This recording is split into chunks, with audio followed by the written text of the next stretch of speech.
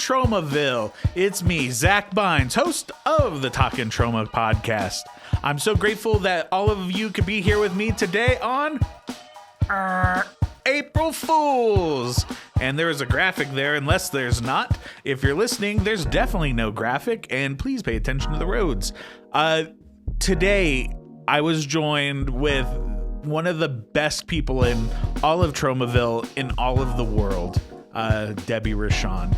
And we catch up a little bit, and we got to put something out in the world that I never thought would exist. It's ridiculous and hilarious, and should it exist? I don't know, but I thought it should. Me and Debbie do an audio commentary for the Troma Family Fun Classic, Doggy Tales. So everybody, enjoy, listen, and please have a good time with this conversation and commentary for Doggy Tales with Debbie Rochon. And if you're listening on April 1st, happy April Fool's Day. And today I have the most legendary person in all of Tromaville, in all of the world, in all of cinema, Debbie Rochon. Me? Yes. Thank you. Happy April Fools. Fools. Gotcha.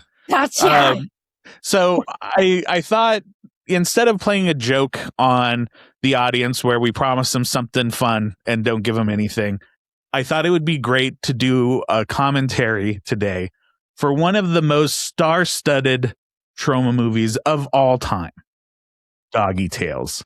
why hasn't this happened before? The demand had to be there. Surely. Why there isn't a Criterion disc of Doggy Tales yet, I don't know. I'm telling you, if somebody doesn't do a special release with like all a booklet and the artwork and all that stuff, I don't know, putting it out there. Maybe they were talking to Drew Struzan at one point to do a poster of Lucky and like Indiana Jones or something, but you know.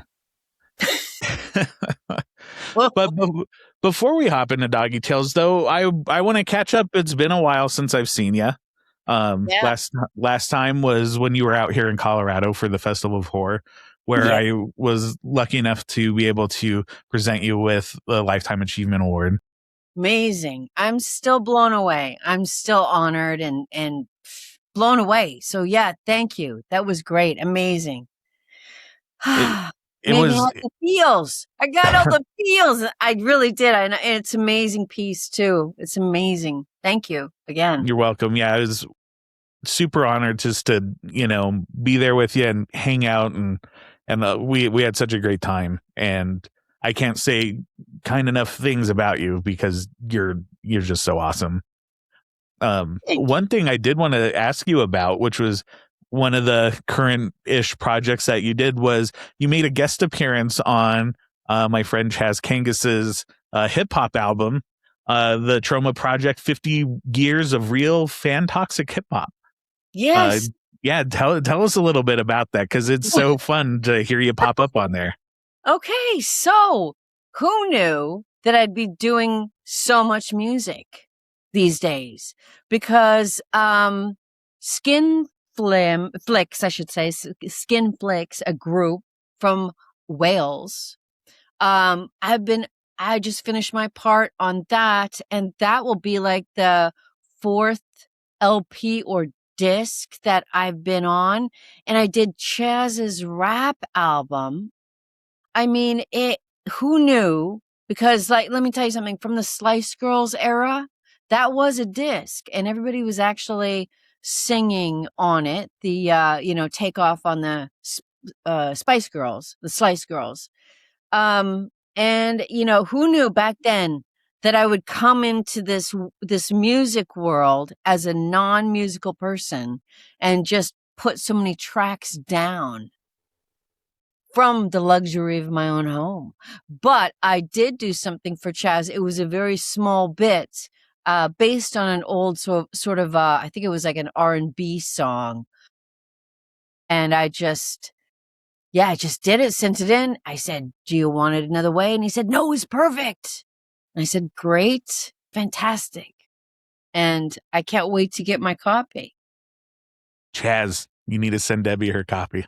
Come on, Jazz.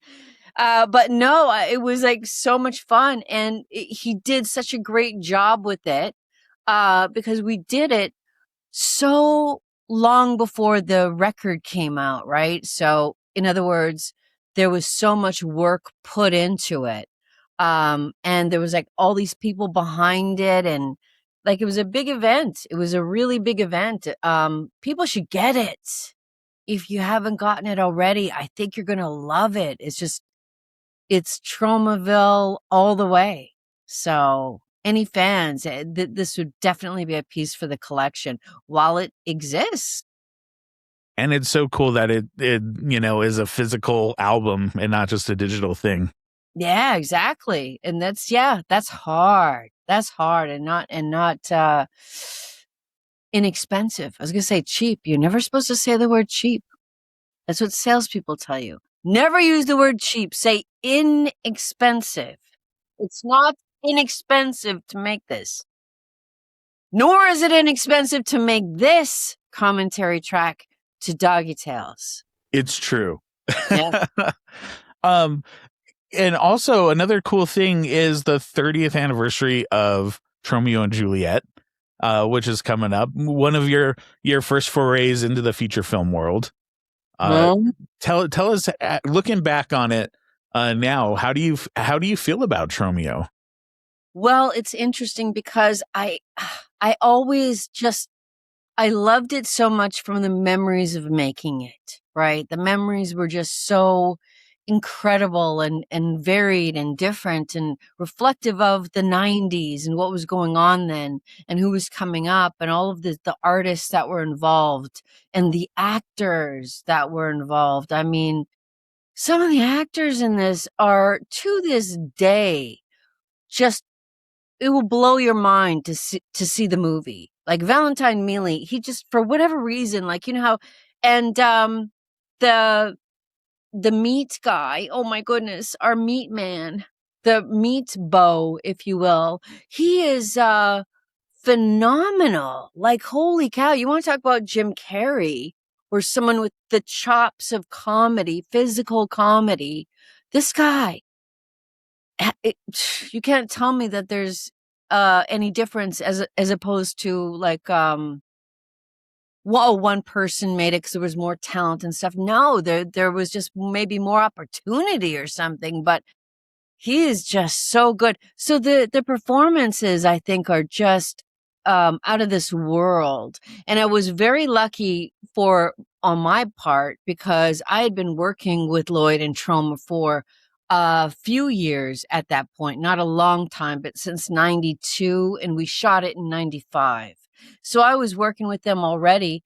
And, because I watched the movie and I saw it recently in a big screen with, an audience. And I thought to myself, it is so cool. And it's cool to see the sort of like imperfections of the film as it was going on. And I felt like it was a different time. Like I felt like it was an old movie, like I'm not talking Gloria Swanson, but I'm saying like it had that vibe of a definite different time. And I was like, wow, that's really cool. I look at it and cringe also because, I personally, I do not think I was, as an actor, very good. I hadn't gotten my chops yet in that movie. I think there was a big difference between Tromeo and Juliet and Terra Firma and then kind of beyond. But I was still getting my sea legs, even though I'd done a lot of studying and, all this stuff. I was getting my film sea legs, as it were.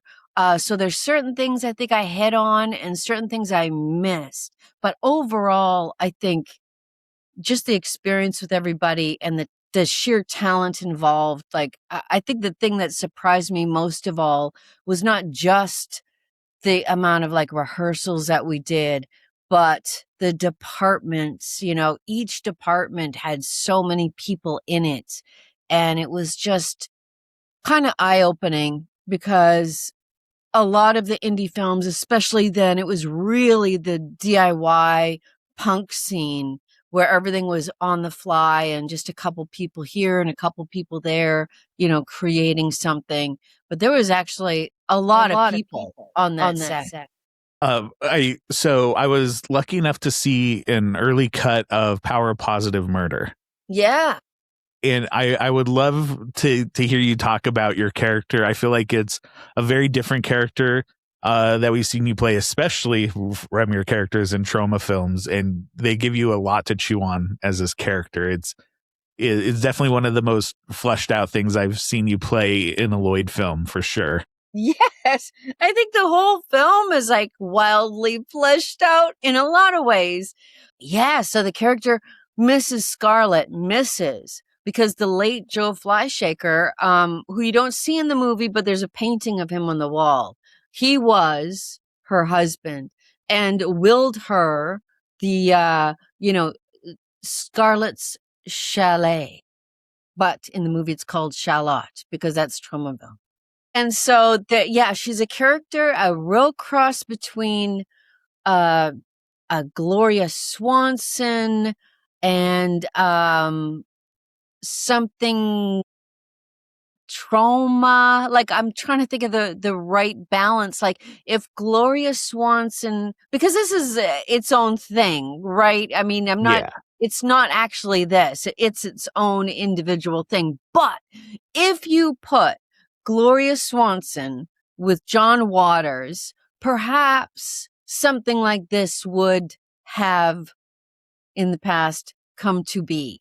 But that's the best way I could describe it, because I knew the vibe that Lloyd wanted, and I knew what I wanted to do, and I meshed them and just went 150% for it. Like, just went for it. No holds barred. Like, just, it was a lot to chew on, but it was the most satisfying. I'll tell you something too, though. When we arrived at the mansion that we shot at in the Catskills, Lloyd said, I think we got the note 1 or 2 days before filming that he wanted the transatlantic accent, right? Which makes sense. It makes perfect sense. But I was like, okay, no problem. And so, there I am, like, rehearsing in my room over and over with the YouTube, trying to figure it out. Like, okay, I understand. And I was like, hours and hours and hours figuring it out to make it work. And of course, in the mansion, it's very, very remote. So the Wi-Fi kept going out. So, like, just little things like that. But we did it. And not every actor chose to do it, which I think really works. Like, I think it's almost fell into like a class situation, which is a lot like the book Crime and Punishment, right? Yeah. In a sense. I mean, that old hag landlord in the book wasn't top class, but we're playing with class in the movie version. The movie, you like that? The movie version of Crime and Punishment. The official adaptation. Yeah. If only he knew. If only he could have foreseen what would be. And I really believe he would enjoy it, to be honest. But yeah, it's been a wild ride. I mean, certain things were cut out along the way, certain things were brought back, and I think it's just got this really nice middle ground, but not as far as taking chances middle ground in a bad way. I mean, I think they found the sweet spot of having just enough this stuff and, but not dragging it out so it's too long. I mean, there was an intermission at one point. Yeah, it's still being edited as the recording of this episode. Yeah. So I'm curious to see, the final version of it. But it's also different from a typical Lloyd movie. It's not super reliant on special effects. It's a more actor forward film, a more story driven movie, which I was really happy to see that was the direction that he was going with this one. I know. And I have to commend him because nobody is going to expect this. But one thing that Lloyd does know how to do is he understands that a lot of people, even though he would love everybody to love it, that's the truth. And that's the truth with a lot of artists.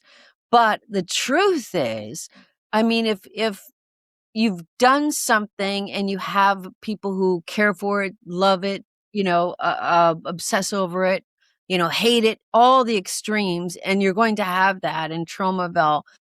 This is sort of his black and white, for those that don't know already, his black and white, as close as you get to like a serious Hannah and her sisters kind of film, even though it's not that at all. But it's sort of Lloyd's, they're all art films though. So it's weird to say this, but bear with me. His art film, if that makes sense. Would you agree with that? Yeah, it's a very restrained Lloyd movie that we've all known that he has in him from, when you watch the performances of like you and Jane and Tromeo, just like talking with each other, in the bedroom, to this where you can feel the characters, you can feel the emotion, but at the end of the day, it's still Tromaville. There's still sex and violence, but it's with a restrained hand. That makes all of it a lot more powerful in this movie than a gimmick. Right. Yeah. And the evil forces that the anti-hero, much like in the book and also in Tromaville, right? It's usually like nobody's perfect, right? Yeah. The evil force or forces that he is fighting against it's not this crazy army of wild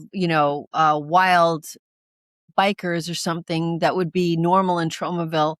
It's a person that you owe money to. Like, it's a really basic thing that we all experience. Of course, it's racked up to 10 on the volume, maybe 11 if we were doing that.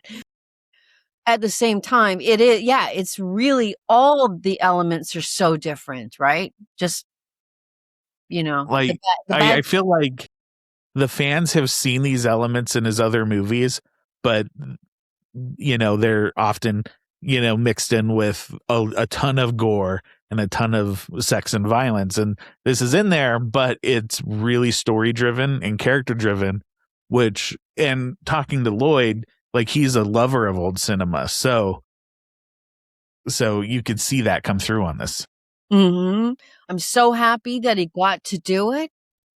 And who knows what his next will be. But I was just so proud to be a part of that movie, because so many directors get the chance and some don't, to do that movie that their audience is not expecting from them. Right. But it's in them to do, and they want to do it. And it's kind of like burning to do it, but it's so different. You don't know how it's going to go. Right. You don't know how it's going to be taken or anything. But then at the end of the day, you can't care, and you have to make your damn movie. And so what's more Troma than, throughout the entire history of Tromaville, getting people's expectations flipped and twisted and showing them the unexpected. And this is definitely the unexpected Lloyd Kaufman movie. I think so too. And I kind of love it. There's a part of me that is like so digging it because, you have Lisa Gay.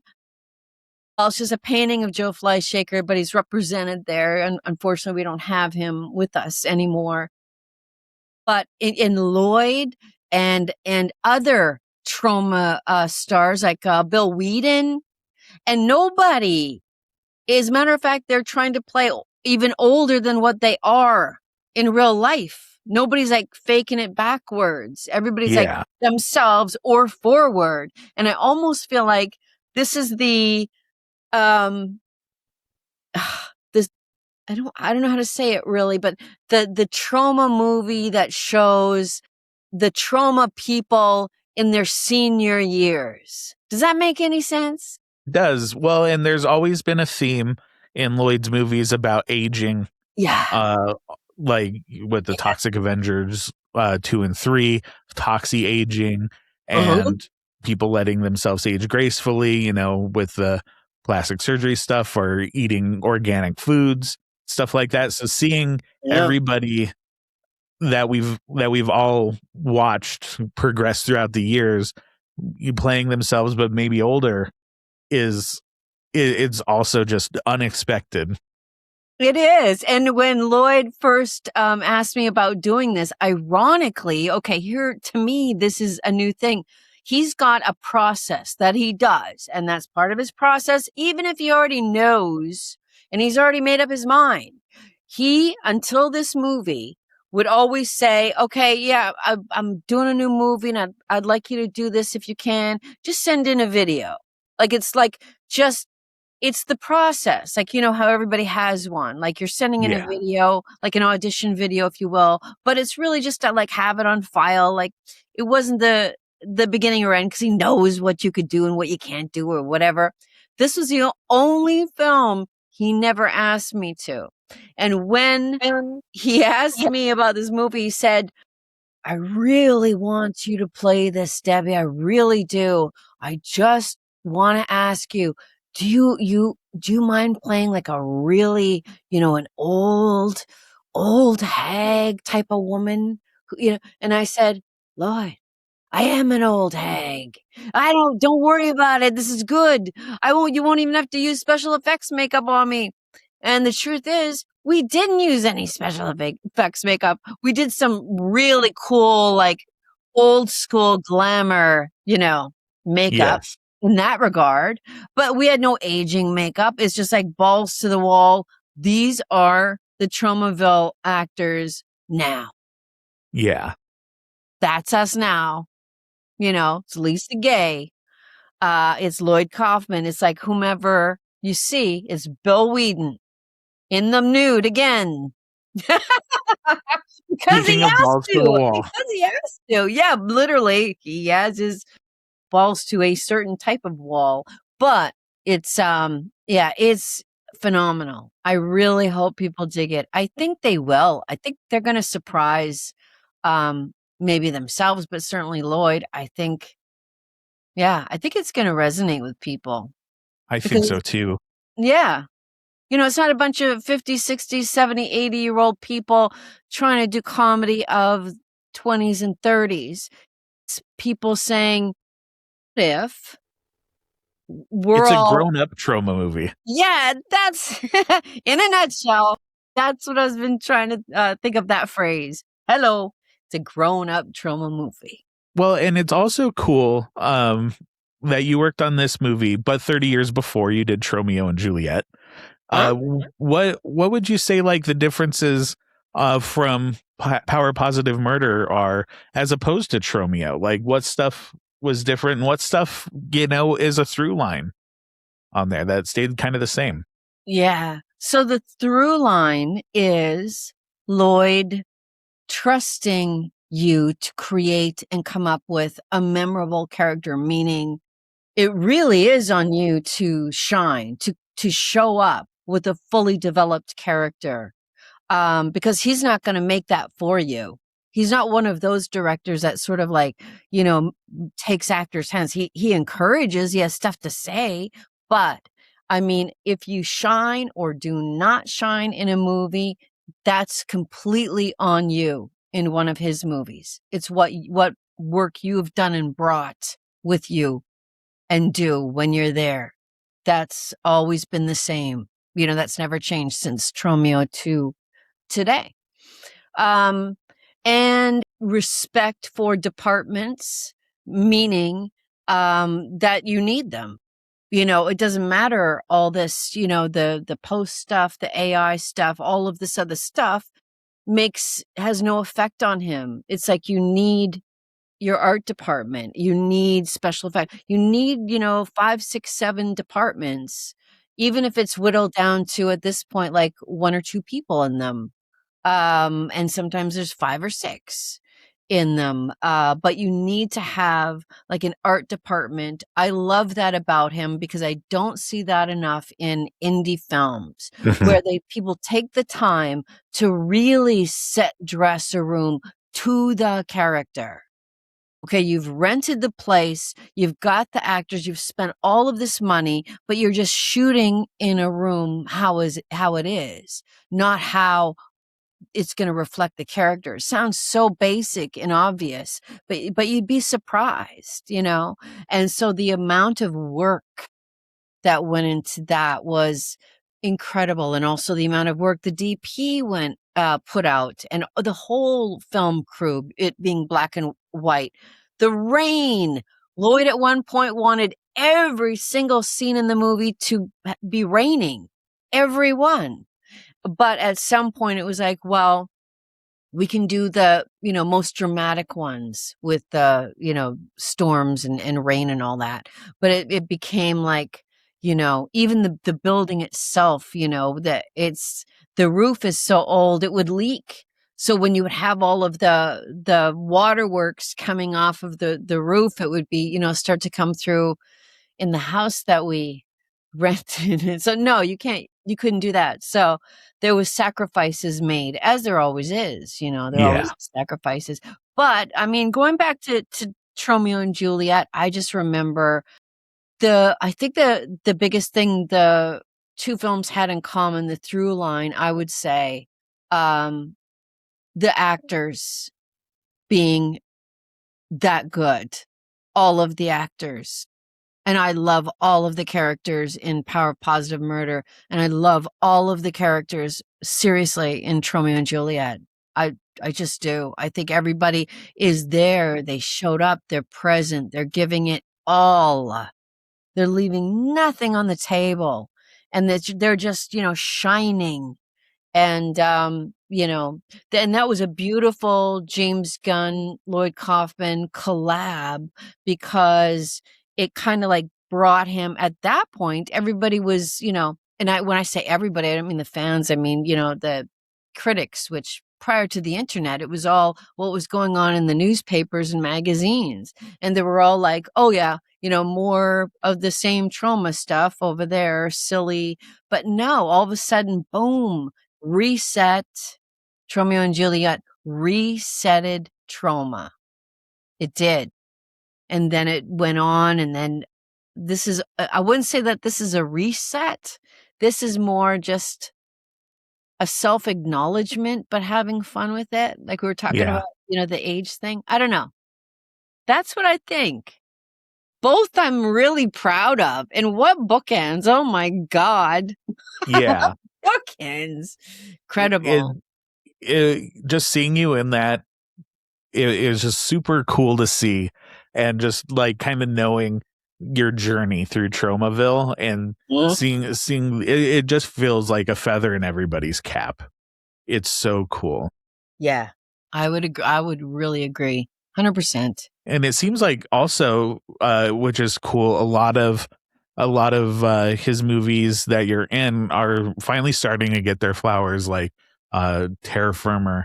And I just watched the new documentary on that you're in, is getting its flowers, and how it just captured another slice of Tromaville, very different from Tromeo and Positive Murder in that sense. Definitely the more anarchic of his stuff, but also it's just so neat to see that getting its respect as well.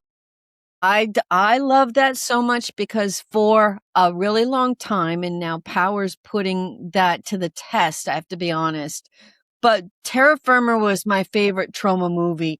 And I would tell people, please understand, no, it's not because I was in it.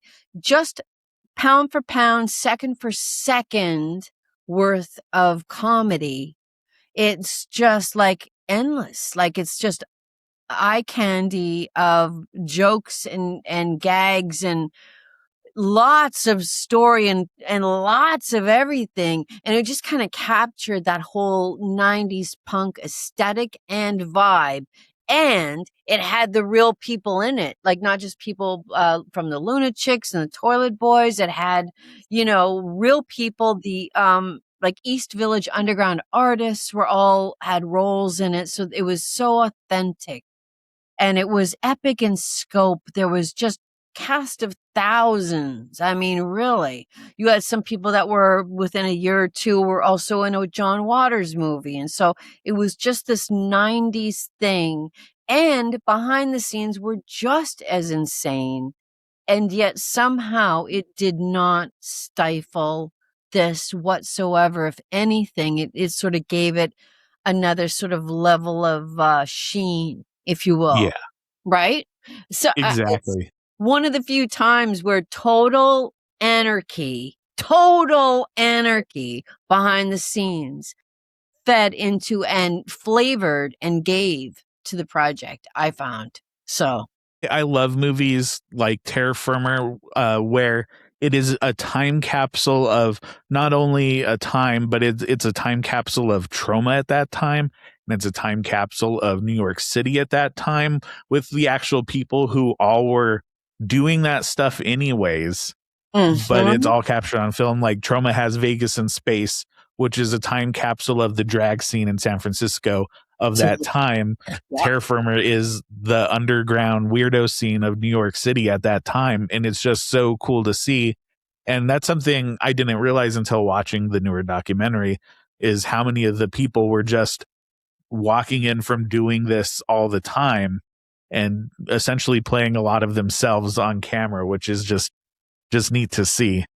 Yes, I couldn't agree more, and I give a lot of that credit. Lloyd Kaufman has a massive talent for knowing how to choose people. So when he chose to have his lead actor, Will Keenan, be his right-hand man on this, again, another masterful decision. Why? Because Will Keenan was the conduit to these people, knew these people, was able to bring a lot of them on board. And so he has to be credited with that. And so, just how Lloyd teams up when it goes, that it has that certain magic, if you will, that certain click that was meant to be. That's what comes of it, and Yeah. that's the perfect example. Like it happened on Tromeo and Juliet with James Gunn. It happened on Terra Firma with Will Keenan, meaning his right hand person was boom, the perfect person at the perfect time. And even still, like when you think of like Tromeo, um and Terra Firma and all of that, everybody gets a chance to shine. And in all of those movies, you were very noticeable, but also very different character in all of those movies, where I think that's something that you should definitely get your flowers for. It's easy, I think, to write people off with low budget films like, oh, you're just, doing the same thing over and over, but you're very different personality and character and believable. And every single one of these things is a very different person, where you forget you're watching Debbie Rochon, you're transported into the character of Ness or Mhm. Christine. Yeah, so it's I appreciate that a lot because when when Terra Firma came out and Time Out magazine did an article on it, I think it was Maitland McDonough, if I'm saying her last name properly, I believe so, who also wrote for Fangoria, by the way, and a whole bunch of very highly esteemed places. And she reviewed it, and it was the most scathing, horrifying. You can probably still find it online. Said like really horrible, I think the fact that it got personal was the thing. It wasn't even about the movie. And I bring it up because of what you said, right? Because she was like, I'm paraphrasing, but just look at her. She's a bottom of the barrel scream queen. And look at, Lloyd with his, blah, blah, blah, whatever she said. And it was so bad that everybody in the office was like, next time I went there, they were kind of like, not I don't want to say scared, but they felt so bad. And to me, I was like, I bet she didn't even get that I was doing a character.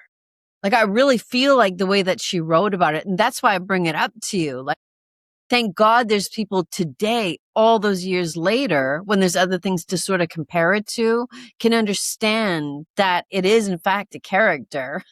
Like there is actually really bimbo characters that aren't bimbo actresses, right? And when Lloyd said, gave that role to me, he's like, okay, so this is just a conglomerate, if you Yeah. will, of like all the crazy actresses I've ever worked with. So that's like sort of for me, that's like the invitation to just go. Okay, I get it. I understand what that is. Yeah. Go nuts. But yeah, so I mean, I'm not underlying what you're saying with the negative, but I'm sort of saying I appreciate that we've come this far around and that we could talk about it this way and it not be, somebody who's just looking at, just assuming that that's also the person. Which is funny, I feel like with, the big budget Hollywood blockbusters, like nobody's like, oh, well, that's how, Emma Stone is in real life, like not her characters. But for underground movies, people are like, oh, that's Debbie Rochon, exactly how she is in Terra Firma. And it's like, Yeah. no, like she's an actress. And I No, guess that speaks volumes to how good you do. Yeah, yeah, it has to be. I mean, it's got to be something like that because, it's been a wild ride, boy. What an amazing bringing it all to power. I feel like it's all been going there, and can't wait till people see it so we could talk about that. I know. Once it's out, we'll have to get a bunch of people around and do a round table. Yes. And I'll talk about it. Yes, absolutely true. Yep. Also, just kind of pivoting a bit, because this is our April Fool's episode, I want to know, what are some of the craziest things you've ever seen happen on a Troma set? And I know there's stories out there that aren't in the documentaries, or that you've walked through the office and here's something random and silly or crazy that you've seen that just people should hear because it's funny. Well, there's one that I could say about Lemmy. Yes. Because I think I say it in the new Vinegar Syndrome release, so it's not like breaking news or anything, but he's such a character. He's such a good man. Like, there's so many great stories about him that I could say something like this and it would actually be funny and it's not derogatory whatsoever, considering the amount of people in his career that he's helped. So I could say something like this. He said basically, I can't remember if it was James. It was probably James that wanted to get Lemmy for the Tromeo, which was Lemmy's first of many appearances in Troma movies. And so he did the Tromeo and Juliet narrator, and then they asked him to come back for Terra Firma. So I remember after shooting a long day, one of the PAs came up and he said, Lemmy's coming in from the airport, like tonight, like right now, but he's only going to get in the limo if there's like chicks and drugs. So I'm just trying to find somebody. You don't have to do anything. You don't have to do the drugs or him or like whatever. Don't have to do just physically so that it looks like there's people in the limo. And I was like, I know, so exhausted. I was like, no. As I was just really, the concept, I was just like, that's really uncomfortable. I wasn't judging it, mind you. But at the same time, I was just like, no, because I didn't know him personally, right? So I couldn't have made that decision, which turned out everything was like great and fine and no problem, with whatever happened, like whoever went and all this kind of stuff. But that's how he was gonna get into a limo and come to Tromaville, and that was the only way he was gonna get in a limo, is if these elements were in place. Now that makes him sound like a crazy man and not a nice man, but in fact, if you know Lemmy, know stories of Lemmy, or hear anybody talk about him, who he's changed their life through helping them, you would be like, that's just him having fun, like having a laugh on, or having whatever, because he's not the sleazy guy that comes across to be. That Yeah. Lemmy is a great guy that should always be honored, and amazing that he kept coming back to Tromaville to support Lloyd and the Tromites. He kept doing it. But yeah, so that was I don't know why, but that kind of sticks out for me as a wild and crazy moment. Um, I think some of the stuff with Doug Sackman and Can was really wild. I mean, we were just, you would see all of these, galas and, really expensive places and red carpets and stuff. And, there we were with our, homemade signs that we made up in the little room that we rented for, 30 people to sleep in. And, so we have the signs made there, and we go out there, we had spray paint, we'd be yelling and screaming and anything because, we can't afford those big posters that some of the companies had that, you're driving down, the Crusette there, if I'm saying it right. It's been so long, I can't even remember how to say it, right? But you know where I mean. That Yes. means drag there. And you're driving down, you're seeing all the beautiful posters, and we're like, yeah, well, that's not going to happen. So instead, when these people are driving down, we're going to, entertain them a bit. So, I mean, that was pretty wild. And some people that I saw there, so I didn't see anything with my eyes, but I would tell you that there was a lot of people, not with trauma, but I knew from like various film projects or whatever, doing some like really like interesting meetups. We'll just leave it at that. Um, I mean, that's kind of like, and it's funny for them to sort of tag Troma as bad guys when in fact the debauchery level is off the hook out there. Like, and then you also have some really beautiful things, like going on as well. But the debauchery is like right in your face. It's crazy. And yeah, so I don't have a really great April Fool's story, but just like a lot of memories like that, like stuff that you would never see with a group of people that were their whole, they're a production company. And so they want to put off certain airs to be taken seriously. We were always the opposite. And I was so way more comfortable with that because of that.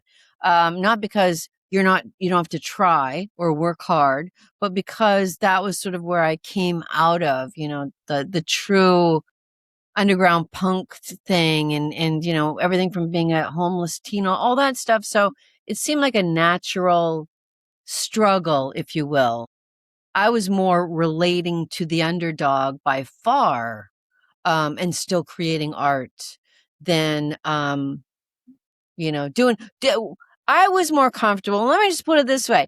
I was more comfortable, crazy or not, for doing insane stuff on film for the sake of art than I was doing crazy, insane stuff behind the scenes with people to get ahead, which I never did, ever. So that's why, in some certain ways I didn't. And yet, I'm very happy with what I've done. So it's not even a complaint. It's just the nature of the business, right? Very true. And I think on that is a good segue into the Doggy main tail. part. The most insane, crazy thing ever committed to mini DV tape. I'd say Yeah. celluloid, but it's definitely a mini DV tape, Doggy Tails. And for those out there driving, please don't watch along, but you could listen along. If you're at home, queue up your DVD player. We'll also have this on our channels synced up with the film as well. So I'm going to give people a countdown and then we can start the film. 3, 2, 1. Greetings, Tromaville, and I'm Zack Beins with the Talkin Troma podcast. Alongside of me is legendary icon Debbie Rochon, here for the commentary of Doggie Tails. Who knew? But it has been demanded that we do this, so here we are. This might be one of the most important films in Troma's library, Doggie Tails Volume 1, Lucky's First Sleepover. Was there a volume 2? I don't even know if they ever planned a volume 2. Sure that they hoped for a volume 2, I guarantee you. I think the problem was they marketed the film more towards children instead of stoned teenagers who love dogs. Right, exactly. Yeah, exactly. I think it was a great idea, and who knew that Tromaville would come out with a family film, which here we are. This is it. Should we just jump into the story, or we just... Yeah, let's just jump right in. Okay. Real quick, that's Academy Award nominee Charlotte Kaufman, alongside of President of Troma Entertainment Lloyd Kaufman. Isn't that cute? Look at that. Now, that they actually scripted and filmed, but the rest of it, they literally went to Central Park with a couple of DV cams, small ones, and filmed random people with their dogs with nothing particular going on other than the dogs just doing what they would do in the park anyway, and took hours and hours of that footage and just made this story work. Kind of forced it together, this footage of just random. Do you know what I'm saying? There was no script. They just shot dogs in the park for many hours and just... I, for one, am shocked, actually. I'm first learning there was no script to Doggie Tails, Lucky's First Sleepover. Right. Who needed one? I don't know. I find it fascinating that, you could take that much footage and just, make it seem like it kind of sort of makes sense. And it's the beauty of the fact that it kind of doesn't, in a way. It doesn't go from, a close up from this guy and he's going to do that, but it was all put together visually. And then afterwards, okay, we're going to figure out a story from the footage. So how did you become involved in the Doggie Tails project? Well, it's one of those things as the artists call, you must answer the call to the art. And the art this time was, I actually did 2 voices, one for Roxy and one for another dog. I can't remember. I think they either cut the whole character out, meaning the dog, out of the scenes. He really wasn't doing anything. Or I did a crappy job. I don't know. Who knows? But I'm one voice, and I was going to be 2. And I think it was Gabe Friedman or the director Paul had called me up. Hey, come on down to Troma and do the voice for one of the characters in the movie. And there was just a whole bunch of lines, and I did them. And that was it. And I thought, wow, it must have been really ambitious, getting all this footage together of these trained dogs, because I hadn't seen anything yet. And they were like, trained dogs? We just went to Central Park, shot a bunch of dogs just milling about, and, clobbered something together. And I was like, okay, cool. You see this part here. Yeah. Nobody's telling anybody what to do. They're just dogs running around Central Park. I'm going to play with all my friends. No, that's it. None of them are trained. No, he's digging. You know what I mean? This is just... If I went and took footage of something, that's what this is. And so that's where, they did do the stuff with Lloyd and his family with some dogs at the vet. But yeah, but look at the name value of the people doing voices in this. This is, and this isn't me being facetious, this has probably some of the biggest star power of any Troma movie that exists in their entire library. Let's just run it down real quick. So there's you doing the voice of Roxy. There is Academy Award nominee Charlotte Kaufman, president of the Troma Entertainment Lloyd Kaufman, basically playing themselves. You have Jenna Fisher, star of The Office, playing the puppy dog Kelsey, and the head of DC Films, James Gunn, playing Riley. Like, it is absolutely insane that all of you came together for Doggy Tails, Lucky's for sleepover. Well, I mean, that's the whole thing, isn't it? Just, people assisting others in, making it happen. And, back then when people had time to do that, they may have had a lot going on, but they had the time to help. They did. So that says a lot about the people, really, doesn't it? And, Gabe Friedman was a big, not just Paul the director, but Gabe Friedman had like a lot to do with, obviously he was the guy stuck with all the footage. And there's got to be a story in here somewhere. I mean, he would be another great guy to talk about just how much footage he had to go through to clobber together or paw together a story with this. Fetching all that extra footage. Yeah, where are the extras? Where are the deleted scenes of more dogs running? There's probably hours of DV tape in the Troma archives of like these dogs just running around in the park. Yeah, like look at them. Nobody was planning. Okay, get the black and white dog to carry that ball in a sack over to the thing over there in the buckets and no, it was just like, okay, just follow the dog. We'll just whatever happens, we'll figure it out later. That's pretty genius. It's right up there with my idea how I think it would be so cool to do a commentary track of a Yule log. But I mean it like just like the guy talking or the woman, like whomever's doing it. Oh, this is the part where I went in with the poker and I had to like get the flames going and I had to put one log in, but it had to be a certain way, like you can only get the hand in so far. I mean, I really thought that would be a fun and funny thing to do, but this is right up there though. Play with your dog.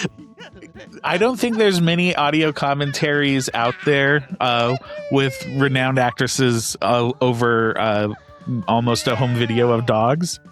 So I think that's really cool that this is happening and it's a part of cinema history now. No, I really think, and again, it's probably a Lloyd question or somebody else, but I think it did surprisingly really well. And then I don't know why it ended. I want to say that there was hopes to do like a series for like family films. Like there would be a branch of Troma making family type films, and this was the beginning. They even made a new logo at the beginning with TOXIE inside the paw print, the family fun. And I remember when this first came out, I thought that was such a great idea to introduce a younger generation into Troma movies. Like maybe they could have put the Toxic Crusaders stuff out, or even I know there's filmmakers out there who make kids movies that are looking for distribution, and it would have been a cool kind of launching point for that, I thought. But I truly believe, and again, they could tell me I'm wrong, but at the time when I was there doing the voice and all this stuff, everybody was talking about it, that this was the beginning. This was the beginning, but it turned out it was the beginning and the end. Volume 1. And it's funny because Doggy Tails, Lucky's first sleepover, even the name Lucky, people would ask me who had never seen it, what is that, like a porn movie? What is that? Lucky's first sleepover? No, it is straight up children's film, like straight up family movie with all these great people in there. And they wouldn't be voicing something like weird and crazy. But yeah, so I think it's just good fun. And look at these good sports putting treats on cement blocks for the filmmaker, who's probably saying, I just need some fun footage.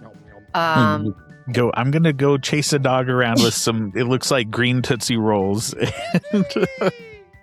And throw them, and they'll surely run. But yeah, I think Gabe Friedman probably spent many a month putting something together. But then you have the scenes that sort of like bring it all together at the vet with Lloyd and his family. So I think that was, at the end of the day, just the wild footage of from the park. Just, you had to have a little bit more.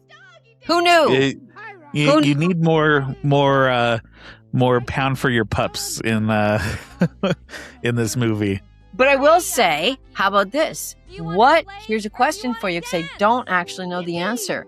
When was the first, you know how for the I think it's football, where they have the puppy the puppy bowl. The puppy bowl or the kitty bowl. What year did that start? I don't know. I feel like it might be about 10 years oldish now. Okay. So this was before that, and it's really the same thing. You just have like one set. These guys don't even have a set. They have a park. And you just have a bunch of puppies and you say, go. Aren't they cute? And that's really, you maybe have some voiceover of refs or something. But that's it. And people love it and watch the whole thing. This is basically a version of that, isn't it? I guess it's actually 2005 was the first Puppy Bowl. So right around the same time as this. They stole the idea. This has a better soundtrack than any of the Puppy Bowls ever had, because I don't remember a single Puppy Bowl that you could sing along with. Right. Talk a little bit about Paul directing. Did Paul direct you and your voice performances for this, or? Well, Paul did a little bit of that. I mean, he wrote it. He was there. I think Gabe was a little bit of a stronger force as far as like trying to help people. Okay, it's this type of thing. Because keep in mind, I mean, we don't know what footage they have. Maybe they would say, okay, this is like a bassinet type of dog, and it's walking around, and these are the lines. You don't even really visually know what is happening with the dog. What you're trying to like say for the dog. So I mean, at least in my case, that's what happened. So I did the like I said, the one character. And then he said, oh, do this other one. She's like this, real snappy Brooklyn type of character dog. And I did that as well. And it wasn't used. But I guess they had to listen, if you're going to be a professional, you have to learn how to get cut. And so it was a hard lesson, Zach. Hard. But I took it on the chin. I have one voice in here, not two. I think I need to go track down that deleted scene because I thought we saw all the doggy tails there was to see, but knowing there's more, I feel like the fans and the world deserve to see the other puppy dog that you play in the film. Yeah, that would be both a Troma team at the office and a Gabe Friedman, because perhaps in his hard drive was deleted forever. I mean, who would keep? I mean, only he could tell you, oh, there's another song going on, I love it. But you could sing along. Only he would know what happened to that footage, whether he hit that delete, I'll never need this for anything, delete, or if it actually exists somewhere. But yeah, holy cow. When it came out, I was just like, wow, I'm telling you, it was supposed to be a new launch of something, a new area for Troma. Because keep in mind, Troma did like a golf movie. right? Sort of right around the same time, like a instructional video. Yeah. So there was some testing going on. You know, where's the sort of side journey that Troma could go on? Could it be sports? Could it be dogs? I don't know. I do think it is funny, like, in all seriousness, this movie has got its cult following of, you know, Troma already is a cult following, but there's even a smaller subgroup of all of us that, you know, unironically love Doggy Tails. And yeah, it's like, but which dog are you hoping, well, I don't want to say hoping for, but rooting for, you enjoy the most? I mean, do you have a favorite at this point? I mean, you got watching the movie so many times, you have to have somebody. I mean, I always am gonna love a Roxy. Yeah. But Lucky is such a great protagonist, Yeah. and you really feel for his adventure of being nervous going to the vet. Yeah. And Gabe Friedman brought that character to life so well with the voice. Yes, he did. Yes, he did. Which is funny because this is like super deep Troma nerd lore, but the voice he does for Lucky, you hear him do that voice as like just random background characters in like Terra Firma and stuff. Like you'll hear, "Oh, now they got a knife," and it's the same. So that was like the character who's always in the background of a random Troma scene now is finally front and center. He's front and center.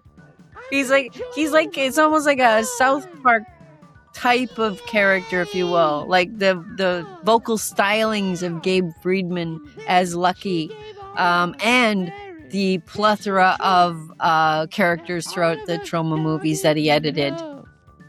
I mean, you can't mistake it. He does that voice, and yeah. Look at this. The puggy's cute.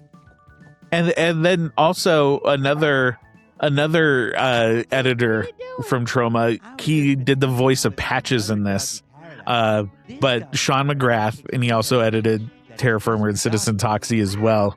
So it's really also just kind of like a slice of we are in between Troma films at the moment, but we are making Doggy Tails. Yeah, there was no downtime.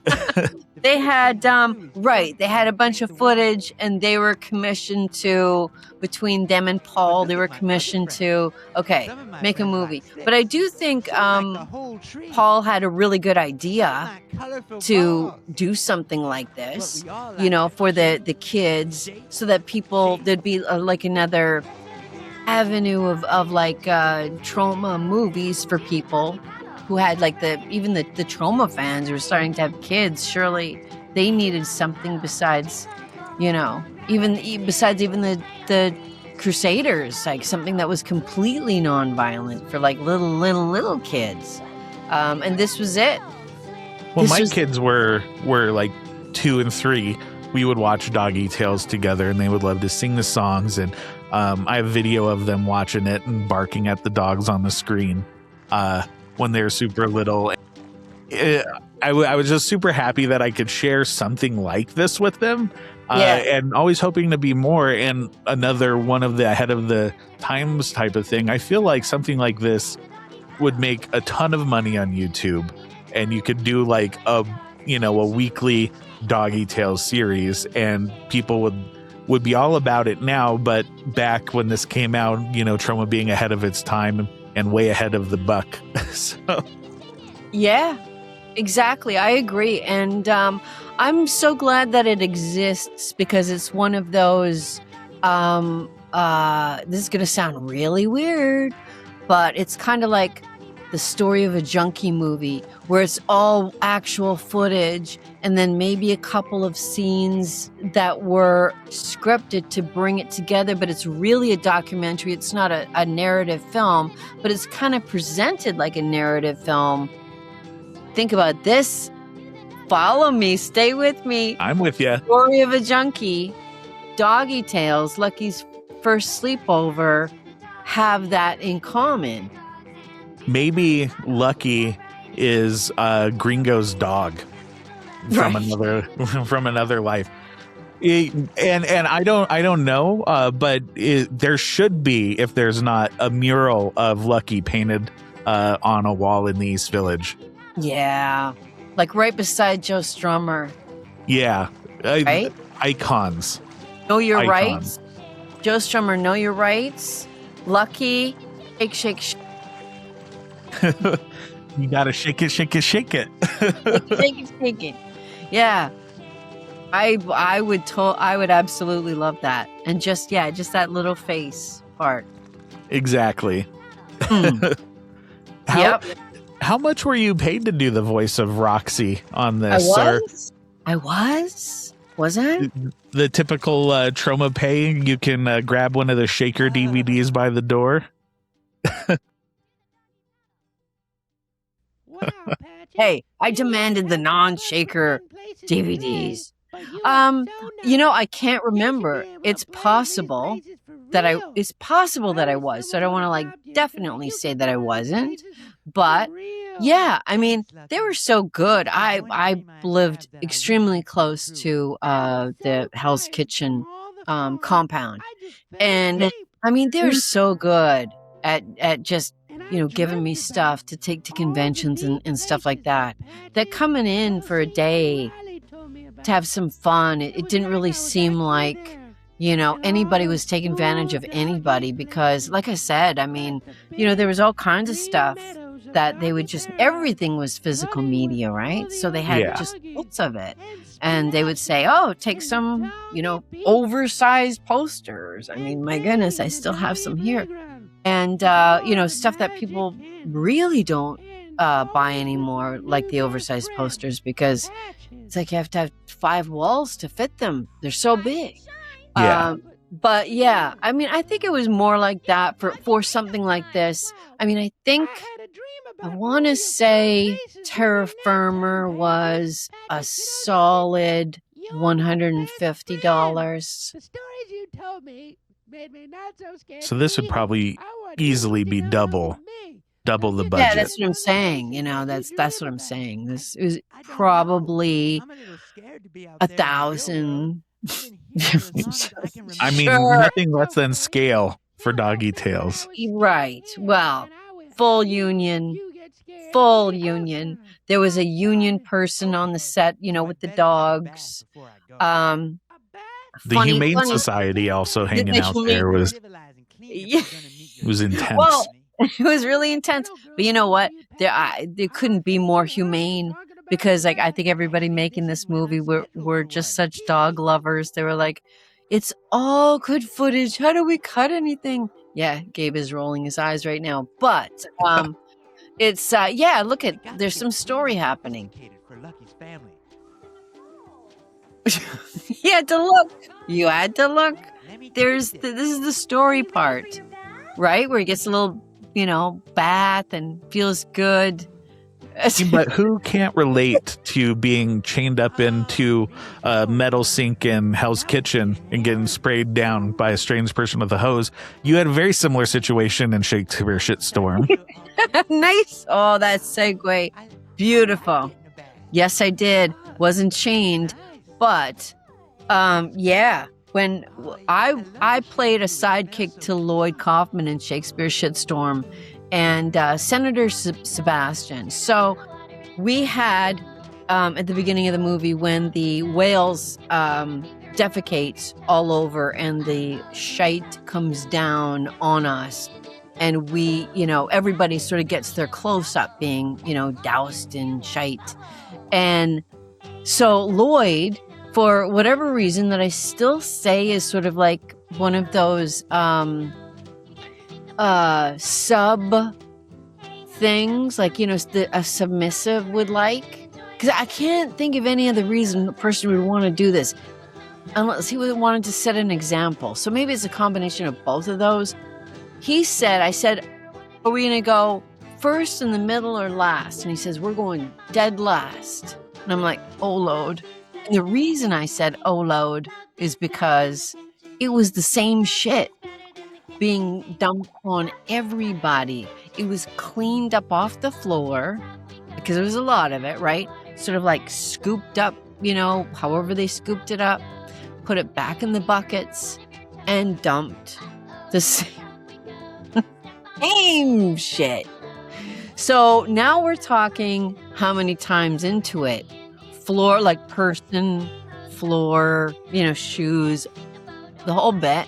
Like how many times, like 10 times, 20 times previous to it now going on you. So there's no acting needed at all when you have that kind of shit coming down. It is like no acting needed. So when it was time, just like you see in the Lucky movie, so when it was time to get the hose down, so to speak, I said, I can't get in the subway or a car or anything like this, because the place was where we were shooting was a restaurant at two sides, and so there was no showers there. It was a restaurant, and so they said, yeah, no, everybody's getting like washed off out back. So I went out back, and they were like, okay, so what you got to do is just you strip down. We got the hose from the restaurant where they just like hose down the buckets, the old grease buckets. And this is what we're doing. And I was like, oh my God. I said, okay, the choice is to not have it done and go that way, or have it done, be it over with, and do it and get out like that. And tomorrow's another day. So I opted for that. So I was hosed. Choke everything off, hose down, and took it for the art, so to speak. And they gave you a little nice green treat afterwards. So. They gave me a green treat. The end. So that was a beautiful ending, and to the story as well. Look at you can learn about. I do want to say something about the film. So Paul Mosio, he passed away in 22, and this is the only film in his director credits. So I do want to give him his flowers for that. And if it wasn't for Paul's vision to bring this to the big screen or to the mini DVD market, we wouldn't have this. And it has brought hours of entertainment to myself and others. Yes. I'm very sad to hear that news because I did not know. So yes, thank you, Paul, for bringing us this, and we will forever. Look, you have a nice little character card for all of them. It wouldn't be the same without Doggy Tails. I have to be honest. Like, it's people still, they're downstairs in the basement of Troma, and they're looking through the things, and out of nowhere there will be Doggy Tails, and they just won't believe it. So it will forever have its own very special place in the Troma library. Definitely. And real quick, I have to know, have you ever talked to James or Jenna about this film? No, I have not. I would be curious to know what they think, or if they even think about it. If they remember. If they remember. Well, I think there's only one way to find out. We must ask them. For the criterion of Doggy Tails. Right. We will have to have the very in-depth Vinegar Syndrome type documentary with James and Jenna and Academy Award nominee Charlotte Kaufman. If there was ever anything to go for, that's it. The criterion version of Doggy Tails. I don't know who to start, but let's work on this when we're when this is over, the commentary is done. You and I are going to get hard to work on that. We'll go digging through all the mini DV tapes. Oh, Roxy, the best pup of the film. Roxy. Yeah, I think she's from ancient Egypt. So yeah, and Sherman. Oh, I love Sherman. I love pugs. Yeah, I gotta say, I want to say that it was like a basset hound that got axed that I did the voice for, but We have to dig deeper for the next one because this deserves more than one commentary. I agree. A technical one. Do you think these title cards here are to stretch the movie out to 30 minutes? Yes. Yes. There's no doubt about it. A family see? Here we go. This is it. TOXIE. Well, as the credits are going, do you have any final thoughts for the Doggy Tales fans out there? You will miss the Basset Hound. Anyway, you can rewind. It's just in the end. Okay, any final thoughts? I'm just really glad that I did it because it is still to this day. The only thing that I was mad about when it came out, which actually made me laugh and still makes me laugh, on the physical DVD, they spell my name wrong. And I thought, damn it. I was so excited. And then I was like, son of a bitch. What do you mean? RACHON. What are you talking about? And after all the Troma movies, you'd think it'd be easy to, They could grab a DVD off the shelf and double check. And I was like, I can't believe it. So I'll end with that. That's a gripe. I'll end with a gripe. How about that? I'll end with a gripe. They got on the cover of that disc. They couldn't spell my name right, and I was very sad. But not sad enough to not love this movie.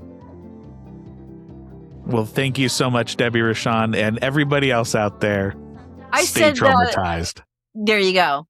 Stay traumatized. I had a great time with you guys. Thank you so much. Everybody out there, thank you so much for listening and watching. If you're watching this on YouTube, please like, share, and subscribe because honestly, it does help us. More people can see it, and this is very much a word of mouth type of project and a labor of love. Of course, it's a labor of love because you probably couldn't pay anybody to talk about Doggy Tales. But I love you, and I hope you love this, and please show your love by subscribing and sharing it. And if you're just listening to this in the old automobile, hop on over when you're done driving and watch us on YouTube. We have all sorts of different deep dives in Troma history from their video archives, and you can watch along Doggy Tales as me and Debbie are talking about it. And also give us a click on the subscribe there. You're already subscribing to other things, but you're not subscribing to the best thing, which is Talkin Troma on YouTube. And follow us on the socials, all that good stuff. We love you all, and remember, in the wise words of Doggy Tales, don't forget to shake it, shake it, shake it. Head to TalkinTroma.com for more Troma history. Also available wherever you listen.